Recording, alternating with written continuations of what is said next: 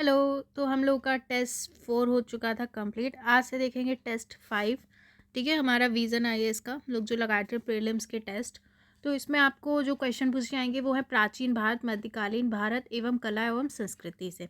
ठीक है, तो यहाँ पर कुछ टॉपिक्स के नेम दिए हुए हैं, आप चाहे तो पॉज करके इनको पढ़ सकते हैं कि कहाँ कहाँ से क्वेश्चन पूछेंगे। ठीक है, कुछ इन्हें सोर्स बताया ओल्ड एनसीईआरटी ये सब वगैरह, तो आप इनको भी पॉज करके पढ़ सकते हैं कि कहाँ से इन्हें क्वेश्चन पूछे गए हैं। तो स्टार्ट करने से पहले कुछ सजेशंस है। पहली चीज़ है कि अगर आप मेरे साथ टेस्ट लगा रहे हैं तो आप पूरे 100 तक नंबर्स लिख लीजिए और आपको जो भी लग रहा है ABCD आंसर दीजिए अगर आप प्रीलिम्स का पेपर दे रहे हैं। और फिर आपको जब मैं आंसर बताती हूँ तो आप लिख दीजिए क्रॉस राइट। ठीक है, तो उससे क्या होगा कि आपका साथ में टेस्ट लगता जाएगा, एंड में देखिए आपके कितने सही है। और अगर वैसे आप प्रीलिम्स करीब है तो आप एक दिन में एक टेस्ट भी लगाइए। ठीक है, और फिर अगर आपको इतना टाइम नहीं एक्सप्लेनेशन देखने का तो आप जब मैं आपको एक्सप्लेनेशन बताती हूँ तो आप देख सकते हैं। या अगर आप पे बहुत टाइम है, आप लगा पा रहे हैं, तो आप और भी जो है कोचिंग्स के टेस्ट लगा सकते हैं। ये एक सजेशन था। और कोशिश करिए ज़्यादा से ज़्यादा क्वेश्चन करिए, अब इतना समय नहीं है, इसको आपका फ़ायदा होगा।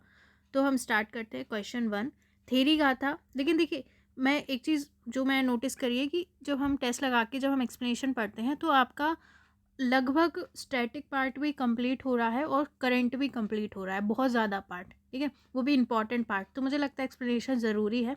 जल्दी में क्या होता है, बहुत से जो लोग पढ़ाते हैं तो वो क्या करते हैं, सिर्फ ये बताते हैं ए सही है, बी सही है, सी सही है, डी सही है। ठीक है, तो इसलिए एक्सप्लेनेशन पढ़ना मुझे लगता है ज़रूरी है। तो हम देखते हैं क्वेश्चन 1, थेरी गाथा उन बहुत थोड़े शेष बचे प्राचीन भारतीय ग्रंथों में से एक है जिसका श्रेय महिलाओं को दिया जाता है। यह ग्रंथ संबंधित है ए बौद्ध धर्म से, बी जैन धर्म से, सी वैष्णव संप्रदाय से, डी शैव संप्रदाय से। तो फर्स्ट का हमारा सही है ए, थेरी गाथा बौद्ध भिक्षुओं एवं भिक्षुणियों की गाथा। थेरी गाथा का मतलब क्या है, जो बहुत भिक्षुणु होते हैं, भिक्षुणी होती है, उनकी गाथा होती है, बौद्ध धर्म से संबंधित ग्रंथ है। तो थेरी गाथा किससे रिलेटेड है, बौद्ध धर्म से। ये ध्यान रखिए। इसमें महिलाओं के सामाजिक और आध्यात्मिक अनुभवों के बारे में अंतर्दृष्टि मिलती है कि महिलाओं के जो सामाजिक और आध्यात्मिक अनुभव रहते हैं, साथ ही इसमें महिलाओं के परित्याग के अनुभव का भी वर्णन किया गया है। तो महिलाओं का क्या अनुभव रहा है इस रिलेटेड। यह उन बहुत थोड़े शेष बचे प्राचीन भारतीय ग्रंथों में से एक है जो महिलाओं द्वारा रचित है। ठीक है, अब महिलाओं का देखिए इतना वो नहीं रहता है। आप अगर देखिए उनके प्राचीन समय में उनने क्या रचना की, ठीक है, क्या उनका अनुभव था, तो ये एक बहुत कम ऐसे शेष बचे प्राचीन भारतीय ग्रंथों में से एक है जो महिलाओं द्वारा रचित है और इसका श्रेय महिलाओं को दिया जाता है। इसे खुद्दक निकाय के भाग के रूप में वर्गीकृत किया गया है। तो ये खुद्दक निकाय के भाग के रूप में है जो सुत पिटक के लघु पुस्तकों का एक संग्रह है। फर्स्ट का हमारा ए सही है। अब दूसरा देखते हैं। निमतनामा की सचित्र पांडुलिपि भारतीय और फारसी शैलियों का एक मिश्रण है। यह है ए बीरबल की आत्मकथा, बी गियास उद्दीन खिजली के समय की पाक कला संबंधी एक पुस्तक, सी अकबर की जीवनी, डी सभी मुगल शासकों का अभिलिखित इतिहास। तो क्या है ये बताना है।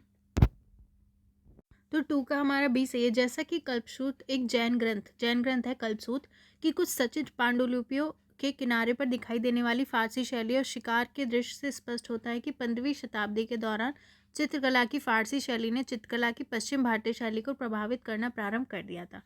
ठीक है, तो कल्पसूत्र जो जैन ग्रंथ है उसकी कुछ सचित्र पांडुलिपियाँ, उसके किनारे पर क्या है, फारसी शैली है। शिकार के दृश्य से ये पता चलता है कि 15वीं शताब्दी में टाइम क्या हुआ था, चित्रकला की जो फारसी शैली थी उसने चित्रकला की पश्चिम भारतीय शैली को प्रभावित कर दिया था। पश्चिम भारतीय पांडुलिपियों में गहरा नीला और सुनहरा रंग का प्रयोग प्रारंभ होना भी फारसी चित्रकला का प्रभाव समझा जाता है। तो जो पश्चिम भारतीय पांडुलिपियाँ थी उसमें क्या है, गहरा नीला और सुनहरा रंग का प्रयोग होने लगा था, जो किसको दिखाता है, फारसी चित्रकला के प्रभाव को। भारत आने वाली ये फारसी चित्रकला सचित्र पांडुलिपि के रूप में थी। तो ये एक सचित्र पांडुलिपि के रूप में थी। इंडियन ऑफिस लाइब्रेरी लंदन में उपलब्ध निमतनामा पाककला पुस्तक मालवा चित्रकला की एक सचित्र पांडुलिपि है। तो इंडियन ऑफिस लाइब्रेरी जो लंदन है उसमें क्या है, ये रखी है निमतनामा। इसका मतलब है पाककला की पुस्तक। ये क्या है, मालवा चित्रकला की एक सचित्र पांडुलिपि है, मालवा चित्रकला से है ये संबंधित। इस पांडुलिपि को मालवा के गियासुद्दीन खिजली, ठीक है, के समय में लिखना प्रारंभ किया गया था। तो कब इसे स्टार्ट किया था इस पांडुलिपि को, जो मालवा के थे गियास उद्दीन खिलजी, ठीक है, उनके 1469 में 1500 ईस्वी के समय इसको लिखना आरंभ किया था। इसमें दासियों को भोजन पकाते हुए गियास उद्दीन खिलजी को पर्यवेक्षण करते हुए दिखाया गया है। तो इस पांडुलिपि में क्या दिखाया गया है कि दासियाँ खाना बना रही है और जो गियासुद्दीन खिलजी है वो पर्यवेक्षण कर रहे हैं। निमतनामा शैली में फारसी प्रभाव जैसे पृष्ठभूमि में घुमावदार बादलों, फूल से लदे वृक्ष, घास भरे गुच्छों, फूल से लदे पौधे, महिलाओं की आकृति, परिधानों में दृष्टिगोचर होते हैं। तो इसमें कुछ फारसी प्रभाव दिखते हैं। कुछ महिलाएं आकृतियां, उनके परिधानों तथा आभूषणों और वर्णों में भारतीय तत्व सुस्पष्ट है। इन पांडुलिपि में हम विदेशी भारतीय शैली के साथ सिराज की फारसी शैली के मिश्रण द्वारा चित्रकला की एक नई शैली के विकास की दिशा में प्रथम प्रयास को देखते हैं। तो ठीक है, 2 का हमारा बी सही है। निमतनामा क्या है? बीसरा बी है इसका सही। नियासुद्दीन खिलजी के समय की पाक कला से संबंधित एक पुस्तक है। तीसरा है चोल शासकों के संदर्भ में निम्नलिखित कथनों पर विचार कीजिए। एक, राजराज चोल ने कोनचोल गंगा पर विजय प्राप्त करने वाले चोल की उपाधि धारण की थी। दूसरा, राजेंद्र चोल प्रथम ने त्रिवेंद्रम में चेर नौसेना को समाप्त कर दिया और बाद में पांड्यों की राजधानी मदुरै पर अपना अधिकार स्थापित कर लिया। तीसरा, चोल शासकों ने मंदिरों का निर्माण करके और इन मंदिरों की दीवारों पर अभिलेख उत्कीर्ण कर अपनी विजय को चिन्हित किया। तो उपयुक्त कथनों में से कौन से सही है? ए केवल 3, बी केवल 2-3, सी 1-2-3, डी 1 या 2। ठीक है, तो आप इनको देख सकते हैं। तो आपको जो भी इसका आंसर लग रहा हो बताइए। तो तीसरे का ए सही है। राजराज जो थे, ठीक है, 985 से 1014 ईस्वी और उनके पुत्र राजेंद्र प्रथम, ठीक है, 1014 से 1044 ईस्वी सबसे महान चोल शासक थे। तो जो राजराज थे, ठीक है, 985 ईस्वी से 1014 ईस्वी और उनके पुत्र जो राजेंद्र प्रथम थे 1014 ईस्वी से 1044 ईस्वी सबसे महान चोल शासकों में राजराज और राजेंद्र प्रथम को माना जाता है। राजराज ने त्रिवेंद्रम में चेर नौसेना को समाप्त कर दिया। तो राजराज थे, उनने क्या करा? त्रिवेंद्रम में जो चेर नौसेना थी उसको समाप्त कर दिया और क्विलोन पर आक्रमण किया। फिर उसने मदुरै पर अपना अधिकार स्थापित करके पांड्य शासक को बंदी बना लिया। तो इन्होंने क्या है, राजराज जो थे उनने त्रिवेंद्रम में चेर नौसेना को समाप्त किया, क्विलोन पर आक्रमण किया, मदुरै पर अपना अधिकार स्थापित करके जो पांड्य शासक थे उनको बंदी बना लिया। इसने श्रीलंका पर भी आक्रमण किया और उसके उत्तरी भाग को अपनी साम्राज्य में मिला लिया। तो उसने क्या है, श्रीलंका पर भी आक्रमण किया। यह आक्रमण कुछ हद तक दक्षिण पूर्व एशियाई देशों के साथ व्यापार को अपने नियंत्रण में करने की उनकी इच्छा से प्रेरित था। क्यों किया था उन्होंने ये? क्योंकि वो दक्षिण पूर्व एशियाई देशों के साथ व्यापार जो होता था उस पर नियंत्रण करना चाहते थे। कोरोमंडल तट और मलाबार तट दक्षिण पूर्व एशियाई देशों के साथ भारत के व्यापार के केंद्र थे। जो कोरोमंडल तट था और मलाबार तट था वो क्या थे? जो दक्षिण पूर्व एशियाई देश थे उनके साथ व्यापार के केंद्र थे। उनकी नौसैनिक वीर कृत्यों में से एक मालदीव की विजय थी। ठीक है, मतलब उनके जो ऐसे अच्छे काम थे उनमें क्या, एक मालदीव की विजय थी। राजराज ने कर्नाटक में गंग साम्राज्य के उत्तर पश्चिमी भाग पर अधिकार कर लिया था। तो कर्नाटक में जो गंग साम्राज्य था उसके भी उत्तर पश्चिम भाग पर उन्होंने अधिकार किया और वेंगी पर भी नियंत्रण स्थापित किया। राजेंद्र प्रथम का उनके पिता के जीवन काल में ही उत्तराधिकार नियुक्त कर दिया गया था। जो राजेंद्र प्रथम थे उनको क्या, उनके पिता के टाइम पे ही उत्तराधिकार बनाया था और सिंहासन पर बैठने से पूर्व ही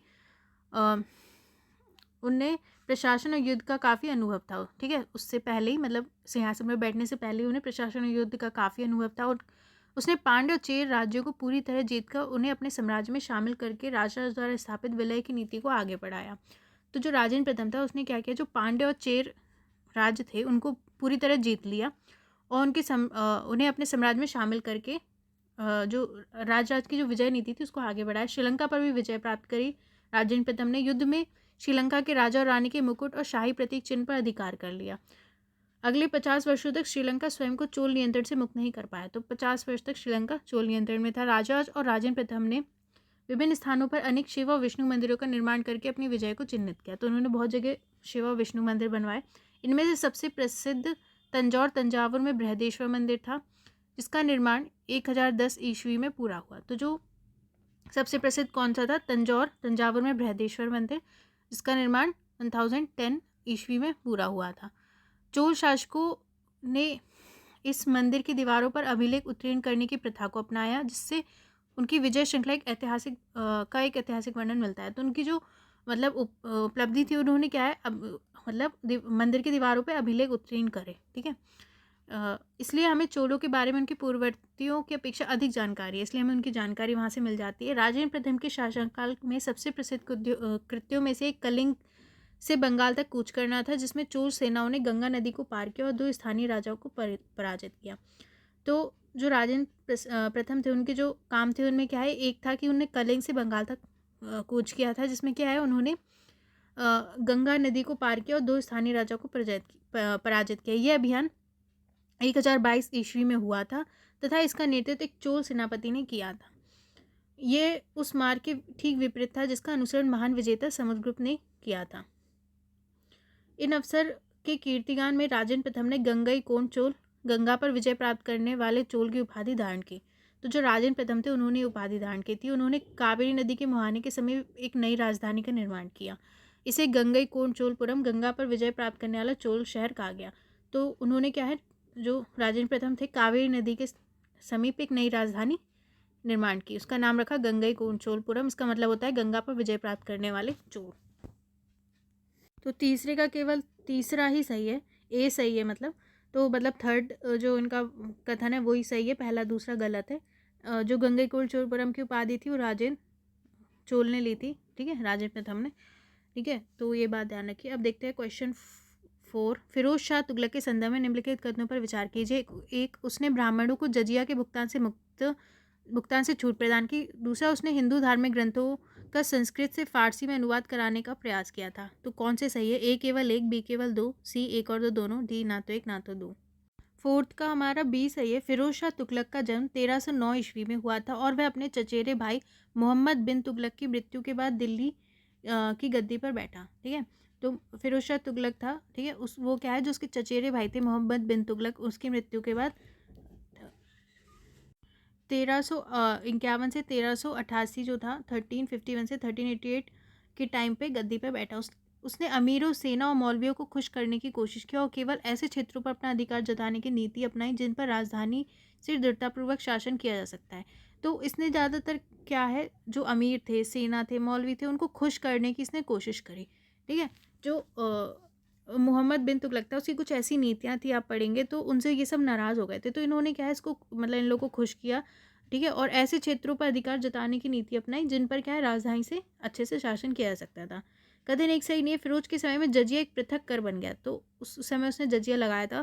पहले ये भू राजस्व का एक भाग होता था, मतलब पहले भू राजस्व का भाग था, बाद में जजिया को एक अलग कर दिया। फिरोज ने ब्राह्मणों को जजिया के भुगतान से छूट देने से इनकार कर दिया। तो ब्राह्मणों को इससे छूट नहीं दी क्योंकि इसका वर्णन शरिया में नहीं था। उसने शरिया के हिसाब से अपना शासन चलाया। केवल महिलाओं, बच्चों, विकलांगों और निर्धनों को इससे छूट दी गई थी जिनके पास आजीविका का कोई साधन नहीं था। दूसरा सही है। फिरोज शाह तुगलक प्रथम शासक था जिसने हिंदू धार्मिक ग्रंथों का संस्कृत से फारसी में अनुवाद कराने का प्रयास किया। तो ये पहला ऐसा शासक था जिसने क्या किया, जो हिंदू धार्मिक ग्रंथ है उनका संस्कृत से फारसी में अनुवाद कराने का प्रयास किया था, ताकि वह हिंदू विचारों और प्रथाओं को और बेहतर तरीके से समझ सके, ताकि वो जो हिंदू है उन्हें अच्छे से समझ सके, क्योंकि देखिए वही तो बहुसंख्यक है।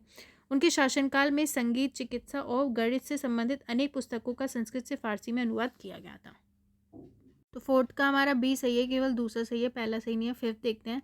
हाल ही में सुर्खियों में रही क्वार जलविद्युत परियोजना तथा रतले जलविद्युत परियोजना का निम्नलिखित में से किस नदी पर निर्माण करने का प्रस्ताव किया गया है? ए सतलुज, बी रावी, सी झेलम, डी चिनाब। देखिए, अगर आपको लगता है कि कहीं पर जल्दी बोल दिया गया तो आप पॉज कर सकते हैं, ठीक है, और आराम से क्वेश्चन पढ़ सकते हैं। तो हम देखते हैं इसका आंसर। तो 5 का हमारा डी सही है। हाल ही में प्रधानमंत्री ने 850 मेगावाट की रतले जल विद्युत परियोजना और 540 मेगावाट की क्वार जल विद्युत परियोजना की आधारशिला रखी। रतले जल विद्युत परियोजना एक रन ऑफ द रिवर परियोजना, जल प्रवाह में बिना बाधा डाले जल विद्युत का उत्पादन करना है। तो ये जो रतले जल विद्युत परियोजना है वो एक रन ऑफ द रिवर परियोजना है। रन ऑफ द रिवर आप नाम से समझ रहे होंगे कि रिवर रन कर रही है, मतलब जल प्रवाह में बिना बाधा डाले, मतलब जो जल बह रहा है उसमें बिना बाधा डाले जल विद्युत का उत्पादन करना है। जो केंद्र शासित प्रदेश जम्मू कश्मीर के किश्तवाड़ जिले में चिनाब नदी पर प्रस्तावित है। तो ये किस पर है? रतले चिनाब नदी पर, ठीक है। 540 मेगावाट की क्वार जल विद्युत परियोजना जम्मू और कश्मीर के किश्तवाड़ जिले में चिनाब नदी पर स्थित है। तो जो क्वार जल विद्युत परियोजना है वो भी किस पे? चिनाब नदी पर, ठीक है। भारत एवं पाकिस्तान के मध्य 1960 में सिंधु जल समझौता हुआ था। भारत और पाकिस्तान के मध्य हुआ था सिंधु जल समझौता। इसके तहत दोनों देश भारत से होकर पाकिस्तान के प्रभावित होने वाली 6 नदियों का जल सिंधु बेसिन में साझा करते हैं।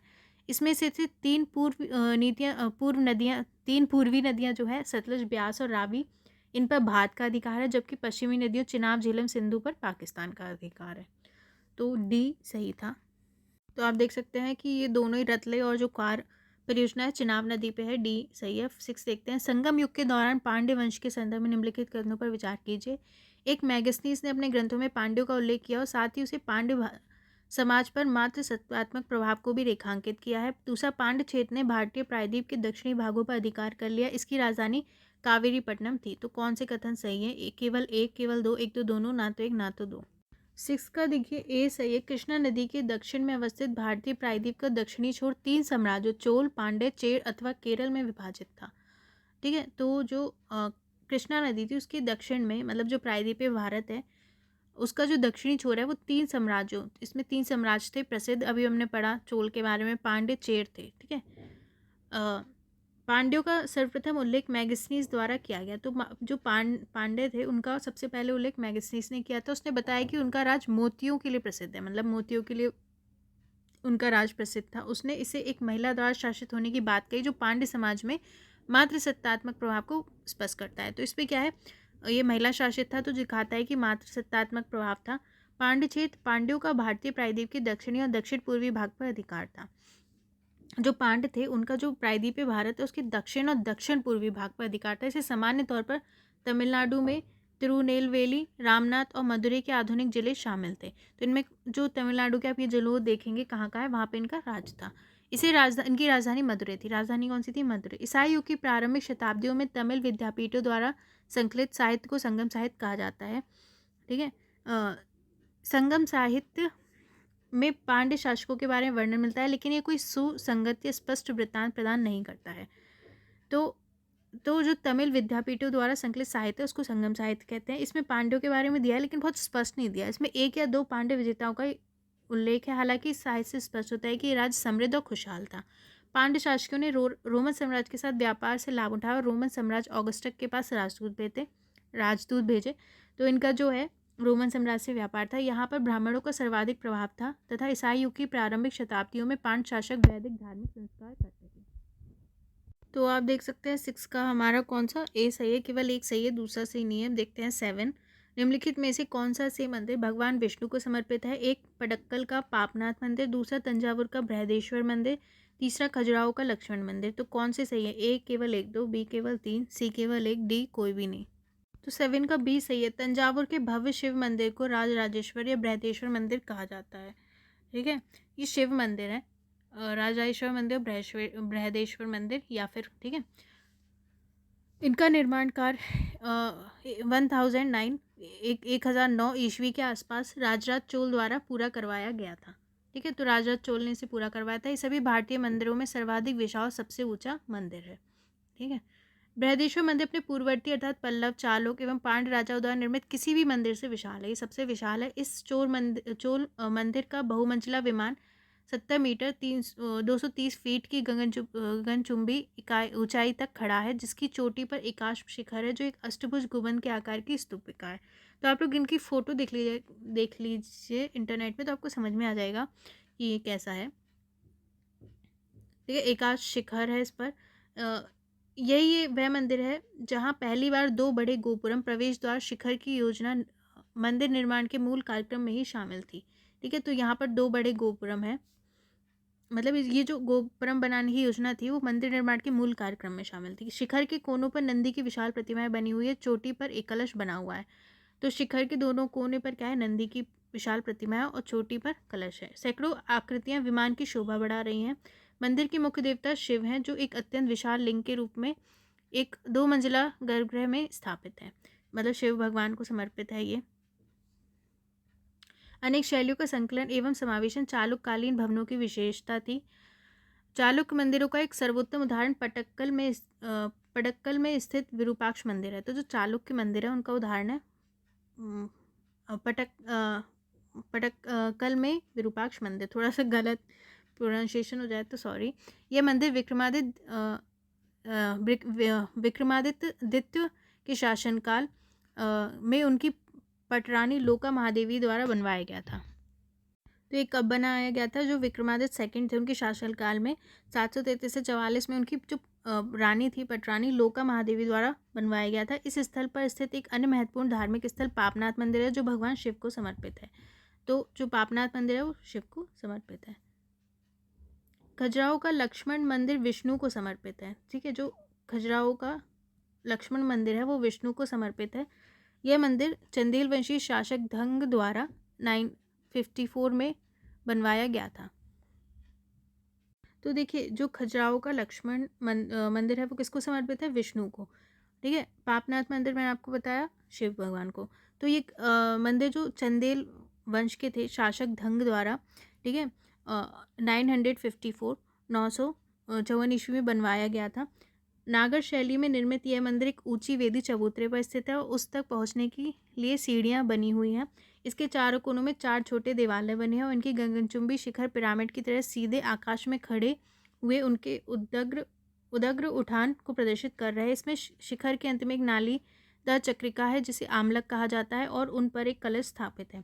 सर्वोच्च तत्व आमलक और कलश इस काल के सभी नागर शैली के मंदिरों में पाए जाते थे। तो आमलक संरचना नागर शैली में पाई जाती थी। मंदिर में बहिर्विष्ट बालकनियों बारजे और बरामदे भी हैं। तो 7th का आपने देखा बी सही है। केवल तीसरा जो खजुराहो का लक्ष्मण मंदिर है वो ही विष्णु को समर्पित है, बाकी 2 शिव भगवान को समर्पित है। 8वां देखते हैं, ये एक महत्वपूर्ण गुफा स्थल है जिसमें बौद्ध धर्म के वज्रयान संप्रदाय संबंधित कई प्रतिमाएं हैं। बौद्ध गुफाएं आकार की दृष्टि से काफ़ी बड़ी हैं, उनमें 1, 2, 3 मंजिलें हैं। ब्राह्मण धर्म संबंधी या ब्राह्मणिक गुफाओं में कई प्रतिमाएं पाई जाती हैं। कैलाश पर्वत को उठाए हुए रावण की प्रतिमा उनमें से एक है। उपयुक्त परिचय द्वारा निम्नलिखित में से किस गुफा का वर्णन किया जा रहा है? ए अजंता, बी एलोरा, सी कन्हेरी, डी जुन्नार। तो 8th का हमारा बी सही है। एलोरा गुफा स्थल औरंगाबाद जिले में स्थित है। एलोरा कहाँ है? औरंगाबाद में। यह अजंता की गुफाओं से 100 किलोमीटर की दूरी पर स्थित है। इसमें बौद्ध, ब्राह्मण धर्म, ब्राह्मणिक और जैन धर्म से संबंधित 34 गुफाएं हैं। एलोरा कहाँ है? औरंगाबाद में। ठीक है, इसमें क्या है? बौद्ध, ब्राह्मण धर्म और जैन धर्म से संबंधित गुफाएं हैं। इसमें 5वीं शताब्दी से 11वीं शताब्दी तक के तीनों धर्मों से संबंधित मठ हैं। यहाँ 12 बौद्ध गुफाएं हैं जहाँ बौद्ध धर्म के वज्रयान संप्रदाय की अनेक प्रतिमाएं जैसे तारा, महामयूरी, अक्षोभ्य, अवलोकितेश्वर, मैत्रेय, अमिताभ आदि की प्रतिमाएं हैं। तो यहाँ पे 12 बौद्ध गुफाएं हैं जो क्या है? वज्रयान संप्रदाय की अनेक यहाँ पर प्रतिमाएं हैं। अजंता में भी खुदाई के दौरान 2 मंजिला गुफाएं पाई गई, किंतु एलोरा में 3 मंजिला गुफा बनाना वहाँ की विशेष उपलब्धि है। तो अजंता में 2 मंजिला गुफाएं हैं और एलोरा में 3 मंजिला। बुद्ध की प्रतिमाएं आकार में बड़ी हैं और पद्म पाणी और वज्र पाणी की प्रतिमाएं समान तौर पर उनके अनेक अंगरक्षक के रूप में बनाई गई हैं। ठीक है, समान तौर पर उनके अंगरक्षक के रूप में बनाई गई है। तो बुद्ध की यहाँ पे क्या है? प्रतिमाएं हैं। गुफा संख्या 12 जो कि एक 3 मंजिला गुफा है, उसमें तारा, अवलोकितेश्वर, मानुषी बुद्धो, वैरोचन, अक्षोभ्य, रत्न संभव, अमिताभ, अमोघ सिद्धि, वज्रसत्व और वज्रराज की प्रतिमाएं हैं। कई गुफाएं शैव धर्म को समर्पित है। तो कई गुफाएं शैव धर्म से रिलेटेड है, परंतु उनमें शिव और विष्णु तथा पौराणिक कथाओं के अनुसार उनके अवतारों की प्रतिमाएं प्रस्तुत की गई हैं। शैव कथा प्रसंगों में कैलाश पर्वत को उठाए हुए रावण, अंधकासुर वध, कल्याण सुंदर जैसे प्रसंग स्थान स्थान पर चित्रित किए गए हैं, जबकि वैष्णव कथा प्रसंगों में विष्णु के विभिन्न अवतारों को दर्शाया गया है। गुफा संख्या 16 को कैलाश लेनी के नाम से जाना जाता है। ये एक शैल मंदिर है जिसमें केवल एक ही गुफा को काटकर निर्मित किया गया है। तो 8 का हमारा बी सही है, एलोरा से रिलेटेड है ये। अब 9 देखते हैं, निम्नलिखित में से कौन से देश अंटार्कटिक संधि के सदस्य है? एक ऑस्ट्रेलिया, दूसरा रूस, तीसरा यूक्रेन, चौथा भारत। तो बताना है कौन सा सही है। ए केवल 1, 2, बी केवल 2, 3, 4, सी केवल 1, 3, डी 1, 2, 3, 4। तो 9 का डी सही है। भारत द्वारा प्रथम अंटार्कटिक संधि पर हस्ताक्षर किए जाने के लगभग 40 वर्ष बाद भारत सरकार हिम आच्छादित महाद्वीप में अपने अनुसंधान स्टेशनों पर गतिविधियों को विनियमित करने और निगरानी करने हेतु भारतीय अंटार्कटिक विधेयक 2022 का मसौदा लेकर आई है। तो क्यों न्यूज़ में है, देखिए भारत ने इस संधि पर हस्ताक्षर किए थे 40 वर्ष पहले।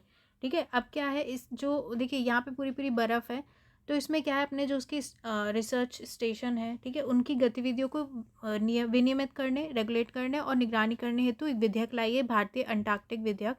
ठीक है, यह वर्ष 1957-58 में अंतर्राष्ट्रीय भूभौतिकीय वर्ष के दौरान अंटार्कटिका में सक्रिय 12 देशों के द्वारा 1 दिसंबर 1959 को वॉशिंगटन में अंटार्कटिक संधि पर हस्ताक्षर किए गए थे। तो 12 देशों ने इस पर हस्ताक्षर किए थे। ठीक है, इस संधि के 12 मूल हस्ताक्षरकर्ताओं में अर्जेंटीना है, Australia, Belgium, Chile, France, Japan, New Zealand, Norway, दक्षिण अफ्रीका, यूनाइटेड किंगडम, संयुक्त राज्य अमेरिका, रूस, पूर्व यूएसएसआर शामिल थे। भारत और यूक्रेन भी इसके सदस्य हैं। इस संधि में ये प्रावधान किया गया है कि संयुक्त राष्ट्र का कोई भी सदस्य इसमें शामिल हो सकता है और अब तक 54 देश इसके सदस्य बन चुके हैं। तो जो संयुक्त राष्ट्र का सदस्य है वो इसका सदस्य बन सकता है, मतलब इसमें शामिल हो सकता है। अंटार्कटिका में गतिविधियां अंटार्कटिक संधि प्रणाली की नियमावलियों के माध्यम से शासित होती है। इन नियमों को मूल संधि के साथ साथ 3 अंतर्राष्ट्रीय संधियों पर अंटार्कटिक संधि सलाहकार बैठकों के वार्ता के द्वारा प्रावधानित किया जाता है। इन नियमों को अंटार्कटिक सीलों के संरक्षण हेतु अभिसमय 1972, convention for conservation of Antarctic seal 1972, Antarctic समुद्री जीवित संसाधनों के संरक्षण पर अभिसमय 1980 का, convention on the conservation of Antarctic marine living resources 1980, Antarctic संधि के पर्यावरणगत सुरक्षा पर protocol 1991, protocol on environmental protection to the Antarctic treaty 1991। तो अंटार्कटिक संधि के क्या उद्देश्य है? अंटार्कटिक का उपयोग केवल शांतिपूर्ण उद्देश्यों के लिए किया जाएगा। इस महाद्वीप पर सैन्य अभियानों की अनुमति नहीं है। मतलब क्यों? इसका सिर्फ शांतिपूर्ण यूज़ किया जाएगा, ठीक है। ये नहीं कि आपने मतलब सैन्य गतिविधियां कर रहे हैं। वैज्ञानिक अन्वेषण और अनुसंधान हेतु सदैव स्वतंत्रता, ठीक है, हर कोई कर सकता है वैज्ञानिक अनुसंधान। विज्ञान में अंतर्राष्ट्रीय सहयोग और पारदर्शिता का बढ़ावा देना, जो डेटा और शोध परिणामों के लिए सुलभ उपलब्धता की अनुमति प्रदान करता है। परमाणु परीक्षण तथा रेडियोधर्मी अपशिष्टों से निपटान को प्रतिबंधित करना। साथ ही प्रावधान करती है कि महाद्वीप की कोई भी यात्रा संधि के अनुरूप ही हो। क्षेत्रीय संप्रभुता से संबंधित विवाद को अलग करना। तो 9 का हमारा डी सही है, चारों ही शामिल है। अब 10 देखते हैं। सूफी सिलसिले में जियारत के संदर्भ में निम्नलिखित कथनों पर विचार कीजिए। एक है सूफी संत की बरसी पर उनकी दरगाह पर तीर्थ यात्रा पर जाने की प्रथा को संदर्भित करता है। दूसरा, यह प्रथा भारत में मुगल शासन के दौरान आरंभ हुई थी। तीसरा, इस प्रथा का कव्वाली के विकास से सीधा संबंध है। तो कौन से सही है? ए केवल 1 2, बी केवल 1 3, सी केवल 2 3, डी 1 2 3।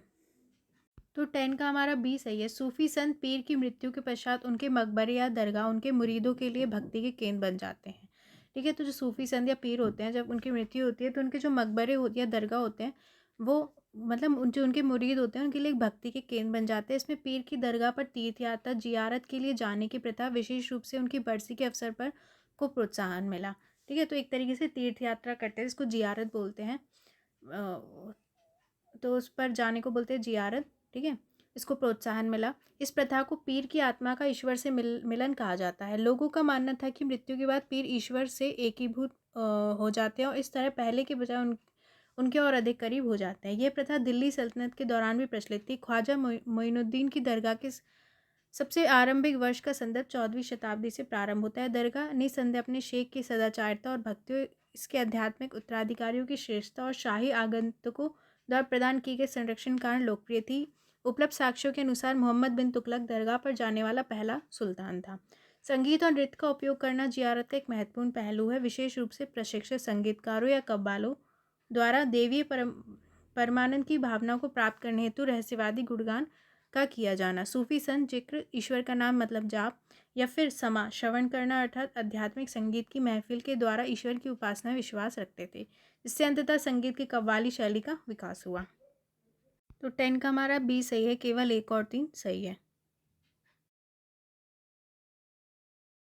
नंबर 11, चिश्ती सिलसिला के संदर्भ में निम्नलिखित कथनों पर विचार कीजिए। एक, चिश्ती संत सादगीपूर्ण जीवन व्यतीत करने में विश्वास नहीं करते थे और उन्होंने राज की सेवा को स्वीकार किया था। दूसरा, चिश्ती सिलसिला की गतिविधियां मुख्यतः पंजाब और मुल्तान तक ही सीमित थीं। तीसरा, हमीद उद्दीन नागौरी चिश्ती संप्रदाय के एक प्रसिद्ध संत थे। तो आपको बताना है कौन सा सही है, 1 1 3, 1 2 3 या डी इनमें से कोई भी नहीं। तो फ्रेंड्स 11 का डी सही है। देखिए, एक भी सही नहीं है, दूसरा भी सही नहीं है, तीसरा भी सही नहीं है। चिश्ती संत सहज सादगीपूर्ण जीवन व्यतीत करते थे तथा वह लोगों से उनकी स्थानीय हिंदुवी भाषा में बात किया करते थे।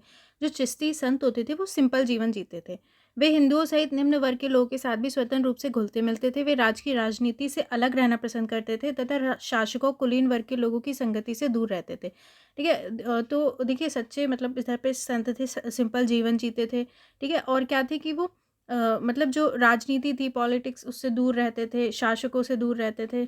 चिश्ती संतों के विपरीत सुहरावर्दी संत दरिद्रता या अभावग्रस्तापूर्ण जीवन व्यतीत करने विश्वास नहीं करते थे। उन्होंने राज की सेवा स्वीकार की तथा उनमें से कुछ ने धार्मिक विभाग में महत्वपूर्ण पदों को भी धारण किया। तो चिश्ती संत सिंपल रहते थे, लेकिन सुहरावर्दी संत जो थे वो क्या करते थे, मतलब अच्छा जीवन जीते थे, ठीक है। और क्या है, राज की सेवा स्वीकार करी थी उनने। कथन 2 सही नहीं है। भारत में चिश्ती सिलसिले की स्थापना ख्वाजा मोइनुद्दीन चिश्ती के द्वारा की गई। तो चिश्ती सिलसिले की स्टार्ट हुई थी ख्वाजा मोइनुद्दीन चिश्ती। ख्वाजा जी ने 1192 ईस्वी के आसपास पृथ्वीराज चौहान की पराजय मृत्यु के तत्काल बाद भारत आए थे, ठीक है। जो ख्वाजा जी थे वो पृथ्वीराज चौहान की जब मृत्यु हुई थी उसके बाद भारत आए थे। लाहौर और दिल्ली में कुछ समय रहने के पश्चात वे अंततः अजमेर चले गए, जो उस समय एक महत्वपूर्ण राजनीतिक केंद्र था, ठीक है। फिर वो कहाँ, अजमेर चले गए। अजमेर में पहले से अत्यधिक संख्या में मुस्लिम आबादी निवास करती थी। 14वीं शताब्दी के मध्य में नसीरुद्दीन चिराग दिल्ली की मृत्यु के उपरांत दिल्ली में चिश्ती सिलसिला का कोई प्रभावशाली नेतृत्व नहीं बचा था, ठीक है। तो जो नसीरुद्दीन चिराग दिल्ली थे उनकी मृत्यु के बाद कोई ऐसा चिश्ती सिलसिले का कोई नेतृत्व नहीं था। इसके परिणामस्वरूप चिश्ती संत अनेक स्थानों पर चले गए। उन्होंने संदेशों को भारत के पूर्वी और दक्षिणी भागों में प्रसारित करना आरंभ किया। भारत में सुहरावर्दी सिलसिला का आगमन लगभग उसी समय हुआ जब चिश्ती संत आए थे, किंतु उनकी गतिविधियां मुख्य रूप से पंजाब और मुल्तान तक ही सीमित थी, ठीक है। भारत में जो सुहरावर्दी सिलसिला था, ठीक है, वो भी तभी आए थे जब चिश्ती संत आए थे, लेकिन उनकी गतिविधियां कहाँ, पंजाब और मुल्तान तक थी। चिश्ती संतों में सबसे प्रसिद्ध नाम निजामुद्दीन औलिया और नसीरुद्दीन चिरागे दिल्ली थे, ठीक है। तो इनमें फेमस कौन थे, निजामुद्दीन औलिया और नसीरुद्दीन चिरागे दिल्ली। हमीद उद्दीन नागौरी सुहरावर्दी सिलसिले के प्रसिद्ध संत थे। तो हमीदुद्दीन नागौरी किसके थे, सुहरावर्दी सिलसिले के। तो ये 11 का तीनों ही सही रही है। ये तीनों विशेषताएं हो गई हैं सुहरावर्दी सिलसिले से जुड़ी हुई, चिश्ती सिलसिले से जुड़ी हुई नहीं है, ठीक है। दूसरा देखते हैं 12 क्वेश्चन। हेपेटाइटिस बी के संदर्भ में निम्न कथनों पर विचार कीजिए। एक, यह एक जीवाणु जनित रोग है। दूसरा, ये यकृत में होने वाला एक ऐसा संक्रमण है जिसमें पीलिया हो जाता है। तीसरा, वर्तमान में इस रोग के उपचार हेतु कोई टीका उपलब्ध नहीं है। तो कौन से कथन सही है, ए केवल 1 2, बी केवल 2, सी केवल 3, डी 1 2 3। तो 12वीं का हमारा बी सही है। हाल ही में बच्चों में हेपेटाइटिस बी के रहस्यमय मामलों की एक श्रृंखला विश्व भर में देखी गई थी। अमेरिका और ब्रिटेन सहित कई देशों के कुछ बच्चों में हेपेटाइटिस बी के लक्षण मिलने के रहस्यमय मामलों को दर्ज किया गया था। हेपेटाइटिस बी यकृत लीवर में होने वाला एक ऐसा संक्रमण है जो हेपेटाइटिस बी विषाणु या HBV के कारण होता है। जो हेपेटाइटिस सी है वो यकृत में, लीवर में होता है, संक्रमण होता है इससे, और ये एक वायरस है, ठीक है। जिसे बोलते हैं हेपेटाइटिस वी वायरस या HBV वायरस। समानतः इस विषाणु का प्रसार रक्त, वी, शरीर के अन्य द्रव पदार्थों से होता है। तो देखिए कैसे होता है कि मतलब लीवर के संक्रमण से होता है, वायरस से होता है, और जैसे कि जो भी शरीर के जो भी द्रव हो गए, ठीक है, रक्त हो गया, खून हो गया जैसे, तो इस तरीके उनसे फैलता है ये। हेपेटाइटिस बी के सबसे समान लक्षण में क्या होता है, पीलिया, बुखार, हफ्तों या महीनों तक बना रहने वाली थकान, उल्टी, भूख न लगना और जोड़ों या पेट में होने वाला दर्द है, ये इसके लक्षण होते हैं। टीकाकरण के माध्यम से इसकी रोकथाम और बचाव किया जा सकता है। जब यह संक्रमण कम मात्रा में होता है तो इसका जीवाणु अल्पावधि तक रहता है और प्राय उपचार की आवश्यकता नहीं होती है। हालांकि ये गंभीर हो सकता है और जीवन के लिए खतरा उत्पन्न करने वाली बीमारियों जैसे अंगों का जख्म, यकृत का खराब होना, यहाँ तक कि कैंसर का कारण भी हो सकता है। तो 12 का जो है बी सही है, ठीक है। ये वायरस से होता है, और तीसरा भी गलत है क्योंकि इसका जो है वैक्सीन है।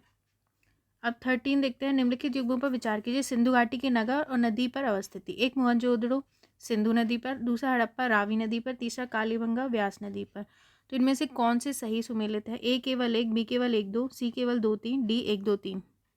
तो 13 का हमारा बी सही है। सिंधु घाटी सभ्यता पंजाब, सिंध, बलूचिस्तान, गुजरात, राजस्थान और पश्चिमी उत्तर प्रदेश के कुछ सीमांत हिस्सों को आच्छादित करती है, ठीक है। यहाँ पर थी सिंधु घाटी सभ्यता। ये सभ्यता उत्तर में जम्मू से दक्षिण में नर्मदा के ज्वार नदमुख तक, ठीक है, याद रखिए, जम्मू से दक्षिण, उत्तर में जम्मू से दक्षिण से नर्मदा के ज्वार नदमुख तक, और पश्चिम में क्या है, बलूचिस्तान के मकरान तट से पूर्वोत्तर में मेरठ तक की विस्तारित थी। सिंधु घाटी सभ्यता को भारतीय उपमहाद्वीप के इतिहास में पहली बार नगरों के उद्भव द्वारा चिन्हित किया गया था। सिंधु घाटी के नगर प्रमुख रूप से सिंधु नदी उसकी सहायक नदियों के किनारे पर अवस्थित थे। ये इनमें से कुछ नगरों में हड़प्पा, मोहनजोदड़ो, लोथल, राखीगढ़ी, कालीबंगा आदि शामिल है। तो सिंधु उसकी सहायक नदियों पर ज़्यादातर नगर थे। जैसे मोहनजोदड़ो जो था वो सिंधु नदी के किनारे पर स्थित था। इस नगर को महान स्नानागार, नर्तकी की कांस्य मूर्ति, पत्थर से निर्मित दाढ़ी वाले व्यक्ति की मूर्ति आदि सहित कई खोजों के लिए माना जाता है। तो मोहनजोदड़ो का है सिंधु नदी पर, ठीक है। इसमें बहुत सारी चीज़ें मिली, जैसे महान स्नानागार मिला, ठीक है, नर्तकी की कांस्य मूर्ति मिली, पत्थर से निर्मित दाढ़ी वाले व्यक्ति की मूर्ति मिली। हड़प्पा नगर रावी नदी के किनारे अवस्थित था तथा इस सभ्यता का खोजा जाने वाला पहला नगर था। इसलिए सिंधु घाटी सभ्यता को हड़प्पा सभ्यता के रूप में भी जाना जाता है। ये सबसे पहले खोजा गया, इसलिए इसको हड़प्पा सभ्यता बोला गया। कालीबंगा वर्तमान राजस्थान राज्य में घग्गर हकरा नदी के किनारे पर स्थित है। तो जो कालीबंगा है वो घग्गर नदी पे है, जबकि व्यास नदी हिमाचल प्रदेश और पंजाब राज्यों से होकर गुजरती है। अगर आपको पता होगा कि कालीबंगा राजस्थान में, तो वैसे ही पता चल जाता है कि व्यास नदी पर ये नहीं है। व्यास नदी हिमाचल प्रदेश और पंजाब से होकर गुजरती है। इस स्थल से जुते हुए खेतों अग्नि की वेदिका के साक्ष्य प्राप्त हुए हैं। ठीक है, तो यहाँ से कालीबंगा से हमें क्या मिला है? जुते हुए खेत और अग्नि की वेदिका। तो 13 का बी सही है, केवल 1-2 सही है, तो तीसरा सही नहीं है। कालीबंगा घग्गर नदी पे है। 14 देखते हैं। वर्धन राजवंश के राजा हर्षवर्धन के संदर्भ में निम्नलिखित कथनों पर विचार कीजिए। एक, राजा हर्षवर्धन 7वीं शताब्दी ईस्वी के दौरान पुष्यभूति राजवंश या वर्धन राजवंश का संस्थापक था। दूसरा, प्रसिद्ध चीनी यात्री फायान ने हर्षवर्धन की शासनकाल के दौरान भारत की यात्रा की और नालंदा विश्वविद्यालय में अध्ययन किया। तीसरा, उसने चालुक्य राजा पुलकेशिन द्वितीय को पराजित किया और अपने राज्य का विस्तार नर्मदा नदी के पार दक्षिण तक किया। तो इसमें से कौन सी कथन सही है? ए केवल 2, बी केवल 2-3, सी केवल 1-3 या डी कोई भी नहीं। 14 का देखिए डी सही है। थानेश्वर या पुष्यभूति या वर्धन वंश। थानेश्वर का जो पुष्यभूति या वर्धन वंश है, गुप्त साम्राज्य के क्षीण होने के पश्चात प्रमुख शासक पुष्यभूति था रहा। ठीक है, जिसकी राजधानी थानेश्वर कुरुक्षेत्र में थानेश्वर थी। प्रभाकर वर्धन के सिंहासनारोहण के पश्चात यह वंश अत्यधिक प्रभावी हो गया। प्रभाकर वर्धन ने हूणों को पराजित करने में सफलता प्राप्त की और पंजाब और हरियाणा में अपनी स्थिति को सुदृढ़ किया। ठीक है, जो थानेश्वर का पुष्यभूति है या फिर उसको वर्धन वंश बोलते हैं। ठीक है, तो जब गुप्त साम्राज्य क्षीण हो गया था उसके बाद, ठीक है, यहाँ का प्रमुख शासक पुष्यभूति रहा। ठीक है, जिनकी राजधानी थी थानेश्वर। ठीक है, कुरुक्षेत्र में है। प्रभाकर वर्धन यहाँ का शक्तिशाली राजा था। उसने हूणों को पराजित की और पंजाब हरियाणा में अपनी स्थिति सुदृढ़ की। उसकी मृत्यु के पश्चात उसका ज्येष्ठ पुत्र, देखिए मैंने एक जो अभी नोटिस किया है कि हिस्ट्री में ये वंश, इनका टाइमिंग सब बहुत इंपॉर्टेंट है, पूछ रहे हैं, तो इन सबको याद रखिए कहाँ थे, इनका टाइम क्या था। अब फैक्ट भी बहुत पूछे जा रहे हैं, तो मैं आपको कहूँगी कि फैक्ट वाइज भी आप अच्छे से पढ़ाई करिए, वो आपको बेनिफिट रहेगा। मैं बहुत देखा कि बहुत पूछा गया है वंश वगैरह के बारे में। उनकी मृत्यु के पश्चात उनका ज्येष्ठ पुत्र राजवर्धन सिंहासन पर बैठा, किंतु बिहार और बंगाल के शासक शशांक द्वारा उसकी निर्मम हत्या कर दी गई। तो राजवर्धन बैठा उसके बाद, लेकिन उसकी हत्या कर दी शशांक ने, जो बिहार और बंगाल का शासक था। 606 ईस्वी में हर्षवर्धन का राज्याभिषेक हुआ। उस समय वह मात्र 16 वर्ष का था। इसके बाद उसने स्वयं को एक महान योद्धा और कुशल प्रशासक सिद्ध किया। ठीक है, फिर हर्षवर्धन आया। हर्षवर्धन के जीवन और शासनकाल के संबंध में आवश्यक प्रकाश डालने के लिए हमारे पास 2 मूल्यवान स्रोत हैं। वे हैं उनके दरबारी कवि वाणभट्ट द्वारा रचित हर्षचरित। तो उनके जो दरबारी कवि थे वाणभट्ट, उनके द्वारा रचित हर्षचरित से हमें उनके बारे में पता चलता है। और चीनी बौद्ध तीर्थयात्री हेनसांग जो था वो उनके टाइम पे आया था। हेनसांग की भारत यात्रा का वृत्तांत सीयू की। ठीक है, तो हेनसांग की जो भारत यात्रा थी उसका वृत्तांत सीयू की से हमें उनका पता चलता है। धातव है कि हेनसांग ने 629 से 644 ईस्वी के दौरान भारत की यात्रा की। हर्षवर्धन का टाइम था 606 से 647 ईस्वी। ठीक है, तो उस टाइम पे उसने भारत की यात्रा की। फायान ने चंद्रगुप्त द्वितीय के शासनकाल के दौरान भारत की यात्रा की। तो हेनसांग आया था हर्षवर्धन के टाइम पे। ठीक है, तो हाँ से याद रखिए, सिम के दोनों एक टाइम पे थे। फायान था वो चंद्रगुप्त द्वितीय के टाइम पे आया था। सिंहासन संभालने के पश्चात हर्षवर्धन ने अपने साम्राज्य को अपनी विधवा बहन राष्ट्री के साम्राज्य के साथ मिलकर संयुक्त कर लिया। ठीक है, हर्षवर्धन ने क्या किया, अपने साम्राज्य को उसकी जो विधवा बहन राष्ट्री थी उसके साम्राज्य के साथ मिलकर संयुक्त कर लिया और अपनी राजधानी को कन्नौज में स्थापित कर लिया। उसकी राजधानी कन्नौज थी। ठीक है, सॉरी, कन्नौज में स्थानांतरित कर किया। हर्षवर्धन को उत्तर का देव की उपाधि दी गई, तो उसको उत्तर का देव बोलते हैं। इसने पंजाब, उत्तर प्रदेश, बंगाल, बिहार, उड़ीसा को अपने अधीन कर लिया। हर्षवर्धन अपने साम्राज्य को दक्कन में भी विस्तारित करना चाहता था, तो दक्कन में भी वो चाहता था कि विस्तारित हो, किंतु नर्मदा नदी के तट पर चालुक्य शासक पुलकेशिन द्वितीय ने उसे पराजित कर दिया। तो नर्मदा नदी के तट पर जो चालुक्य शासक था पुलकेशिन द्वितीय, उसने उसे पराजित कर दिया। इस प्रकार नर्मदा नदी उसके साम्राज्य की दक्षिणी सीमा बन गई। तो हर्षवर्धन की दक्षिणी सीमा थी राज्य की नर्मदा नदी। हर्षवर्धन की मृत्यु के बाद 647 से भारत में एक राजनीतिक अनिश्चितता का दौर आरंभ हो गया, जो 8वीं शताब्दी तक चलता रहा, जब उत्तर भारत में गुर्जर, प्रतिहार, राजपूत शासक बड़ी शक्तियों के रूप में उभर कर सामने आए। तो इसके बाद क्या हुआ कि राजनीतिक अनिश्चितता सी आ गई, मतलब कोई एक शक्तिशाली राजा नहीं था, छोटे छोटे राजा उभरे, जैसे गुर्जर, प्रतिहार, राजपूत, ये बड़ी शक्ति के रूप में उभरे। तो आप देख सकते हैं 14 में तीनों ही कथन सही है। हर्षवर्धन जो है पुष्यभूति वंश का संस्थापक नहीं था, ठीक है। फायान आया था चंद्रगुप्त द्वितीय के टाइम पे, इसके टाइम पे आया था हेनसांग हर्षवर्धन के समय पे, और चालुक्य राजा पुलकेशिन ने उसको हराया था, मतलब उसने उसको नहीं हराया था। तो ये तीनों ही गलत हो गए। अब 15 देखते हैं। बहमनी साम्राज्य के शासक के संदर्भ में निम्नलिखित कथनों पर विचार कीजिए। एक, वह एक अच्छा सुलेखक एवं कवि था और प्राय आशु भाषण छंदों की रचना करता था। दूसरा, वह विजयनगर साम्राज्य के राजा देवराय प्रथम के समकालीन था। तीसरा, उसने खगोल शास्त्र को प्रोत्साहन दिया और दौलताबाद के पास एक वेधशाला का निर्माण किया। तो उपयुक्त कथनों में निम्नलिखित में से किस व्यक्तित्व का उल्लेख किया जा रहा है? ए, महमूद गवाह, दूसरा फिरोज शाह बहमनी, तीसरा अलाउद्दीन हसन बहमन शाह, डी, अहमद शाह प्रथम। तो देखिए 15 का बी सही है। फिरोज शाह बहमनी जो था 1397 से 1422 बहमनी शासनकाल के दौरान सबसे अधिक उल्लेखनीय व्यक्ति था। फिरोज शाह बहमनी की यहाँ पे बात कर रहे हैं। वह धर्मशास्त्र अर्थात कुरान की व्याख्याओं और न्यायशास्त्र से पूर्ण रूप से परिचित था तथा विशेष रूप से वनस्पति विज्ञान, ज्यामिति और तर्कशास्त्र जैसे प्राकृतिक विज्ञान में वो रुचि रखता था। वह एक अच्छा सुलेखक, ठीक है, खुश खतबीस, कैलीग्राफिस्ट और कवि था, ठीक है, और प्रायः स्वतः स्फूर्त छंदों की रचना करता था। फरिश्ता के अनुसार वह न केवल फारसी, अरबी और तुर्की बल्कि तेलुगु, कन्नड़ और मराठी को भी भली भांति जानता था। मतलब देखिए अच्छा पढ़ा लिखा था। उसके हरम में काफ़ी बड़ी संख्या में पत्नियां रहती थी। वे अलग अलग धर्मों और देशों से थी। उसकी कई हिंदू पत्नियां भी थी। कहा जाता है कि वह उनमें प्रत्येक से उन्हीं की भाषा में बातचीत करता था। फिरोज शाह बहमनी का सबसे अच्छा कार्य प्रशासन में बड़े स्तर पर हिंदुओं को शामिल करना था। कहा जाता है कि इसी समय वे दक्कनी ब्राह्मण राज के प्रशासन में महत्वपूर्ण भूमिका अदा करने लगे, विशेष रूप से भूमि राजस्व के क्षेत्र में। तो इसने हिंदुओं को काफ़ी ज़्यादा प्रशासन में शामिल किया। फिरोज शाह बहमनी ने खगोल शास्त्र को प्रोत्साहन दिया और दौलताबाद के निकट एक वेधशाला का निर्माण कराया, वेधशाला, ठीक है। तो इसने क्या है, खगोल शास्त्र को प्रोत्साहन दिया और जो दौलताबाद है उसके निकट एक वेधशाला बनाई। उसने अपने राज्य के प्रमुख बंदरगाहों चोर और दाभोग पर विशेष ध्यान दिया, जहाँ फार्स की खाड़ी और लाल सागर से आने वाले व्यापारी जहाज दुनिया भर के सुख सुविधाओं की वस्तुएं लाते थे, ठीक है। 1419 में 1419 में देवराय प्रथम द्वारा फिरोज शाह बहमनी को पराजित करने पर बहमनी साम्राज्य को एक झटका लगा। तो इस समय क्या हुआ कि देवराय प्रथम था, उसने फिरोज शाह बहमनी को हरा दिया था। इस पराजय से फिरोज शाह की स्थिति कमजोर हो गई। उसने अपने भाई अहमद शाह प्रथम के लिए अपना पद त्यागने पर विवश होना पड़ा। ध्यातव्य है कि अहमद शाह प्रथम को प्रसिद्ध सूफी संत गेसु दराज की संगत के कारण वली कहा जाता था, ठीक है। तो किसे कहा जाता था वली? अहमद शाह प्रथम को। तो 15 का हमारा बी सही है। फिरोज शाह बहमनी की यहाँ पे पूरी बात हो रही है, ठीक है। अब 16 देखते हैं। दो अत्यंत लोकप्रिय ग्रंथ कल्पसूत्र और कालकाचार्य कथा निम्नलिखित में से कौन से संप्रदाय से संबंधित है? ए, बौद्ध, बी, जैन, सी, आजीवक, डी, वैष्णव। तो 16 का हमारा बी सही है। जैन संप्रदाय के दो अत्यंत प्रसिद्ध, अत्यंत लोकप्रिय ग्रंथ है कल्पसूत्र और कालकाचार्य कथा को बार बार लिखा गया तथा चित्रकला के माध्यम से चित्रित किया गया था, ठीक है। कालकाचार्य कथा श्वेतांबर संप्रदाय के एक महान जैन मुनि कालक की कहानी है। तो जो कालकाचार्य है, कालकाचार्य कथा, वो श्वेतांबर संप्रदाय के एक महान जैन मुनि थे, कालक उनकी कहानी है। उनकी बहन और वे कम आयु में ही जैन मठ से जुड़ गए थे। कालक जैन मुनि अत्यधिक ज्ञानी थे। उनकी बहन बहुत सुंदर थी, जिसके साध्वी होने के बावजूद भी उज्जैन के राजा ने उसका अपहरण कर लिया था, इतनी वो सुंदर थी।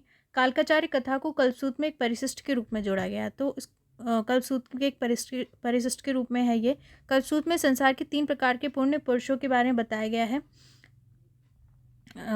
वीर पुरुष, वासुदेव, चक्रवर्ती सम्राट और आत्मज्ञान प्राप्त कर चुके तीर्थंकर। कल्पसूत्र में जैन मान्यता के अनुसार ब्रह्मांड की उत्पत्ति का वर्णन किया गया है। तो जैन मान्यता के अनुसार ब्रह्मांड की उत्पत्ति का यहाँ वर्णन है। तो 16 का बी सही है। जैन से रिलेटेड है। 17 देखते हैं। मौर्य युग के संदर्भ में सन्निधाता शब्द का अर्थ है एक, ए, मूल्यवान का सर्वोच्च प्रभारी कार्यकारी अधिकारी, बी, राजकोषागार भंडार गृह का प्रमुख संरक्षक, सी, न्याय प्रशासन के लिए सर्वोच्च प्रभारी अधिकारी, डी, जिले का मुखिया। किसके बारे में बात है? तो 17 का बी सही है। मौर्य साम्राज्य में कुशल और केंद्रीकृत प्रशासन व्यवस्था थी। मौर्य प्रशासन की जानकारी का मुख्य स्रोत चाणक्य द्वारा रचित ग्रंथ अर्थशास्त्र है। तो मौर्य प्रशासन की जानकारी हमें चाणक्य द्वारा रचित अर्थशास्त्र से मिलती है। मौर्य साम्राज्य की प्रशासनिक व्यवस्था से संबंधित कुछ जानकारी मैगस्थनीज ने अपनी पुस्तक इंडिका में भी दी है। तो मैगस्थनीज की पुस्तक इंडिका से भी कुछ जानकारी मिलती है प्रशासनिक व्यवस्था की, ठीक है। मौर्य साम्राज्य में राजस्व का संग्रह भूमि, सिंचाई, दुकानों, सीमा शुल्क, वन, नौकायन, खदानों, चरगाहों से किया जाता था। कारीगरों से लाइसेंस शुल्क वसूला जाता था और न्यायालयों में अर्थदंड लगाया जाता था। मौर्यों ने राजस्व संग्रह और जमा करने की तुलना में उनके मूल्यांकन को अधिक महत्व दिया। समाहर्ता राजस्व मूल्यांकन का सर्वोच्च कार्यकर्ता अधिकारी होता था। जो समाहर्ता था वो राजस्व का मूल्यांकन करता था, उसका सर्वोच्च अधिकारी था। और सन्निधाता राज्य में कोषागार और भंडारगृह का प्रमुख संरक्षक होता था। जो सन्निधाता है वो राज्य के कोषागार और भंडारगृह का प्रमुख संरक्षक था। तो 17 का हमारा बी सही है। अब 18 देखते हैं। जब्ती और दहसाला व्यवस्था के संदर्भ में निम्नलिखित कथनों पर विचार कीजिए। एक, दहसाला व्यवस्था के तहत विभिन्न फसलों की औसत उपज के साथ साथ पिछले 10 वर्षों की औसत कीमतों की भी गणना की जाती थी। दूसरा, दहसाला व्यवस्था जब्ती व्यवस्था का उन्नत स्वरूप थी। तीसरा, जब्ती व्यवस्था को टोडरमल बंदोबस्त के नाम से भी जाना जाता है। उपयुक्त कथनों में से कौन से सही है? ए केवल 1, बी केवल 2, सी केवल 1, 3, डी 1, 2, 3। 18 का हमारा डी सही है। अकबर ने मालवा गुजरात को शामिल करते हुए लाहौर से इलाहाबाद वर्तमान प्रयागराज तक भूमि मापन की एक नई व्यवस्था शुरू की, जिसे जब्ती व्यवस्था के नाम से जाना जाता है। ठीक है। तो अकबर ने क्या जब्ती व्यवस्था शुरू की थी। भूमि मापन की क्या थी? एक नई पद्धति थी। ये व्यवस्था कुछ संशोधनों के साथ शेरशाह की भू राजस्व व्यवस्था पर ही आधारित थी। तो कुछ चेंज करके जो शेरशाह की भू राजस्व व्यवस्था थी वैसी ही थी। जब्ती व्यवस्था के तहत बोए गए क्षेत्र को लौह की छल्ली से जुड़े बांस के लट्ठे से मापा जाता था। ठीक है। तो जब्ती व्यवस्था के तहत क्या था? जो क्षेत्र था उसे लोहे के जो छल्लों से जुड़े बांस के लट्ठे थे उनसे मापा जाता था। जब्ती व्यवस्था मूल रूप से राजा टोडरमल से संबंधित थी, इसलिए इसे कभी कभी टोडरमल व्यवस्था भी कहा जाता है। तो ये किससे जुड़ी हुई थी? राजा टोडरमल से। अकबर द्वारा स्थापित दहसाला व्यवस्था के अंतर्गत विभिन्न फसलों की औसत उपज के साथ साथ पिछले 10 वर्षों की औसत कीमतों की गणना की जाती थी। तो दहसाला व्यवस्था के अंतर्गत फसल की औसत उपज के साथ पिछले 10 वर्षों की औसत कीमत की गणना की जाती थी। औसत उपज का 1/3 भाग राज्य द्वारा कर के रूप में लिया जाता था, और जो औसत होता था उसकी औसत उपज का 1/3 भाग राज्य कर के रूप में लिया जाता था। इस व्यवस्था को केवल साम्राज्य के प्रमुख प्रांतों में अपनाया गया था। इन प्रांतों में मुल्तान, दिल्ली, इलाहाबाद, अवध, आगरा, लाहौर शामिल थे। राजा टोडरमल ने जब्ती व्यवस्था में सुधार किया और इसे दहसाला व्यवस्था का नाम दिया। तो क्या है?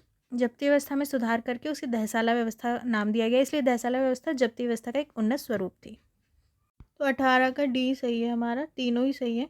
अब 19 देखते हैं। लोकायत दर्शन के प्रमुख प्रतिपादक थे। ए कपिल, बी जैमिनी, सी चरवाक, डी व्यास।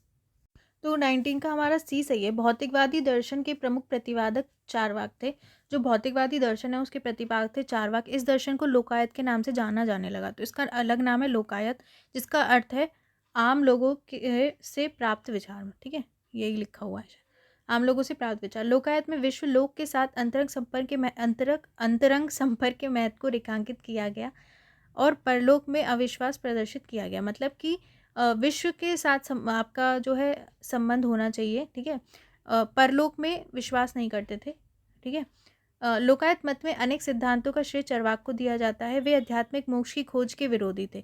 मतलब ये लोग आध्यात्मिक खोज वगैरह, मोक्ष वगैरह इन सब में विश्वास नहीं करते थे। उन्होंने किसी भी दिव्य या अलौकिक सत्ता के अस्तित्व को स्वीकार नहीं किया। मतलब इनका कोई सत्ता नहीं है। उन्होंने केवल उन्हीं वस्तुओं के अस्तित्व और वास्तविकता को स्वीकार किया जिन्हें मानव इंद्रियों अंगों द्वारा अनुभव किया जा सकता है। उन्होंने कहा वही सच है जिसे हम अनुभव कर सकते हैं। उन्होंने ब्रह्म और ईश्वर के अस्तित्व पर स्पष्ट रूप से अविश्वास दर्शाया कि भगवान का कोई अस्तित्व नहीं है। चारवाक के अनुसार ब्राह्मणों ने अनुष्ठानों का सृजन, उपहार, दक्षिणा प्राप्त करने के उद्देश्य से किया है। चारवाक को बदनाम करने के लिए उनके विरोधी उन्हें केवल एक ही सिद्धांत के बारे में चर्चा करते हैं। तो चारवाक ने कहा है कि ब्राह्मण ने जो अनुष्ठान बनाया है वो उन्हें खुद उपहार लेने के लिए बनाए हैं। ठीक है, दक्षिणा प्राप्त करने के लिए। तो जो उनके विरोधी है वो केवल एक ही सिद्धांत के बारे में चर्चा करते हैं। उनके अनुसार व्यक्ति जब तक जीवित रहता है तब तक उसे सुख भोगना चाहिए। चारवाक दर्शन में कि जब तक जीवित तो अच्छा सुख भोगते रहो। यदा जीवेत सुखम जीवेत ऋण कृत्वा घृतम पिबेत। अर्थात जब तक जियो सुख से जियो, उधार लेकर घी पियो। ठीक है, भले ही उधार ले लो लेकिन सुख से जियो। हालांकि चरवाक का वास्तविक योगदान उनके भौतिकवादी दृष्टिकोण में निहित है। वे दिव्य और अलौकिक सत्ता के अस्तित्व को अस्वीकार नहीं करते और मनुष्य को सभी गतिविधियों का केंद्र मानते हैं। वो मानते हैं कि जो चीज़ है, मतलब जिसको हम देख सकते हैं, अनुभव कर सकते हैं, वो ही सच है, कोई ईश्वर नहीं है, ऐसा वो मानते हैं। मनुष्य को ही गतिविधियों का केंद्र मानते हैं। भौतिकवाद पर जोर देने वाले दार्शनिक संप्रदाय 500 ईसा पूर्व से 300 ईस्वी के बीच अर्थव्यवस्था और समाज के विस्तार की अवधि में विकसित हुए।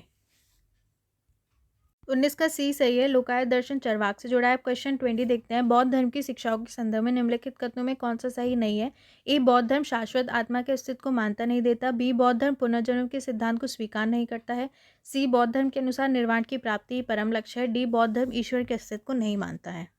तो 20 का हमारा बी सही है, बुद्ध की शिक्षाएं बौद्ध धर्म का केंद्र बिंदु है। बौद्ध धर्म ईश्वर के अस्तित्व को स्वीकार नहीं करता, वो ईश्वर को नहीं मानते हैं बौद्ध धर्म। बौद्ध धर्म देहांतरण के विचार को स्वीकार करता है, लेकिन शाश्वत आत्मा के विचार को स्वीकार नहीं करता। ये आत्मा को नहीं मानते। बौद्ध धर्म पुनर्जन्म के सिद्धांत में विश्वास करते हैं, पुनर्जन्म को मानते हैं। देखिए, लोग अच्छे काम, मतलब एक जनरली तारी अच्छे काम क्यों करेंगे जब उन्हें लगेगा कि उनका दोबारा जन्म होगा, ये सब है ना, तो उससे बचने के लिए ही, तो मोक्ष के लिए। तो पुनर्जन्म, इस याद करने के लिए बता रही हूँ, तो पुनर्जन्म के सिद्धांत को मानते हैं, ऐसे याद रख लीजिए। बौद्ध धर्म के अनुसार पुनर्जन्म किसी विशेष जीवन के कर्मों के संचय परिणामों से निर्धारित होता है। कर्म का अर्थ है प्रयोजन, जो शरीर, वाणी और मन के कार्यों का मार्ग प्रशस्त करते हैं। बुद्ध ने पुनर्जन्म के चक्र से मुक्ति पाने के लिए व्यक्ति केंद्रित हस्तक्षेप और सम्यक कर्म पर जोर दिया। बुद्ध की शिक्षा का परम लक्ष्य निर्वाण की प्राप्ति था, मतलब निर्वाण इनका मुख्य लक्ष्य था। यह कोई स्थान नहीं बल्कि एक अनुभव था जिसे इसी जीवन में प्राप्त किया जा सकता है। निर्वाण का शाब्दिक अर्थ है विलोपित होना, मुक्ति पाना या विलीन होना।